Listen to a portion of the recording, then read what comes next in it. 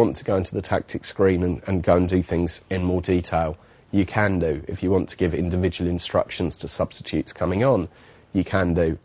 You can also do substitution team talks now as well. So if you're substituting a player and you want to G up the player that's coming on, that's nice and easy to do from the tactics screen. One other addition to the match side of things this year is a match analysis tool, which allows you both inside a match and after a match to analyse every pass, every shot, every tackle that both your players and your opposition players have made. This is the kind of information that managers get after games of football, and they will sit there and look and watch to find out where players have gone wrong. It's an important addition to the game for people to be able to do that as well, and really be able to analyse not just how their tactics are working, but also how the individual players are working with those tactics. So it's definitely a feature for the more advanced user, but hopefully people will get some kicks out of it and see it as something that helps them improve alongside the backroom advice that they'll also be getting from their coaches. With the backroom advice module, it's basically a way for people to discover quite how deep the game is, whilst making it incredibly easy to use. You get advice on all kinds of areas of your squad and your tactics. The assistant manager will even go to the kind of level of telling you that you're conceding most goals between 15 and 30 minutes, and maybe you have to look at changing something in your tactics at that point to get your players' concentration up. They'll also recommend to you players that you should be looking at signing. They'll recommend staff that you might want to consider taking on to improve your backroom staff. They will give you information about players' happiness and maybe needing to praise a player if the player's feeling down, advice on when you should be offering players new contracts, what kind of training the players should be doing, what kind of things you should be asking the players to learn how to do. It highlights lots of areas in the game that we don't think are used enough by people because maybe they've been quite complicated in the past to use. How good the staff are will determine how good their advice is going to be. One area of the game that we've had massive differences of opinions of from the community and the people doing the usability studies has been the news inside the game. Some people want to be completely immersed inside the game world and be getting news and information about leagues around the world and players around the world, whereas others literally just want to know about their club.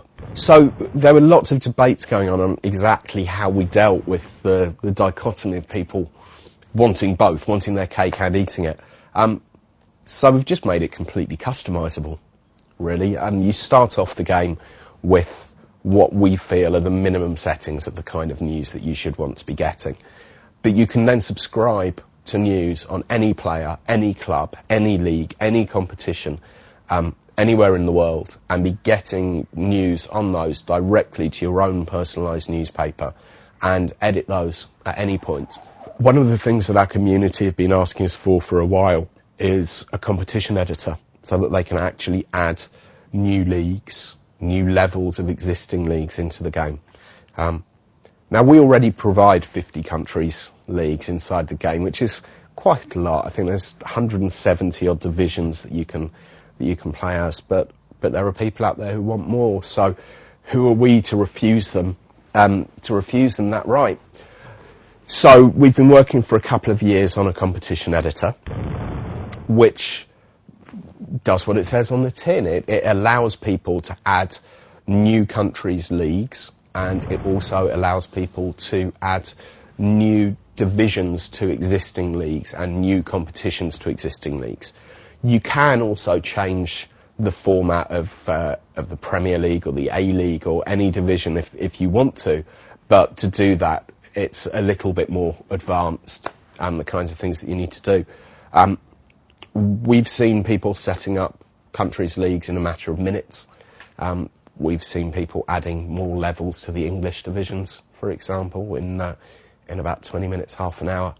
And we have some of the best data editors in the community actually helping test the data editor. And that gives them a bit of a head start, because that means they'll actually be able to provide new competitions on day one.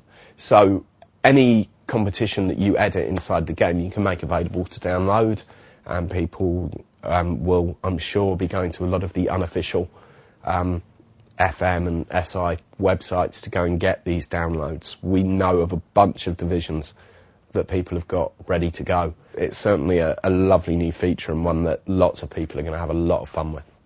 The game feels a lot more cohesive than ever before, because the improvements just give a much slicker experience. The speed of the game is much quicker. It's the best game that we've ever made in the 17 years that we've been releasing games. I'm incredibly happy with it, and I'm very confident that we're going to give people the best Football Manager experience they've ever had.